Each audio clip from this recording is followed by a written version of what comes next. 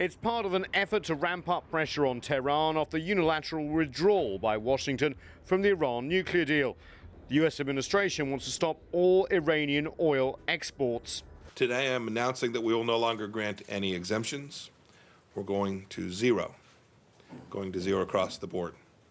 We will continue to enforce sanctions and monitor compliance. Any nation or entity interacting with Iran should do its diligence and err on the side of caution. The risks are simply not going to be worth the benefits. The spokesman for Iran's foreign ministry called the sanctions illegal and said the Islamic Republic of Iran basically considers the granted waivers as worthless. According to Pompeo, Iran's oil revenue used to be $50 billion a year. Sanctions have cut $10 billion since the US imposed more sanctions last November. But because Washington unilaterally withdrew from the Iran nuclear deal, while Tehran was in full compliance, there is little appetite from other nations to comply with US demands. Turkey has already expressed its opposition, as has Iraq and China, the biggest buyer of Iranian oil. China has consistently opposed the U.S. implementation of unilateral sanctions and the so-called long-arm jurisdiction.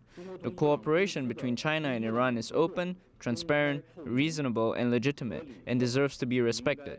Whether Washington will follow through with its threat remains to be seen. Several of the nations that rely on Iranian oil are U.S. allies.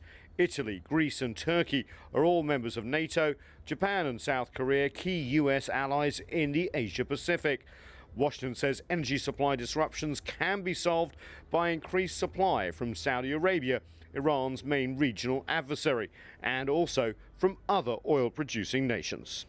But for many countries, it's not just about the oil. It's about standing up to Washington when it comes to energy security and issues of global governance, and also the policy here from this White House about diplomatic and economic warfare when it comes to Iran. Nathan King, CGTN, at the White House.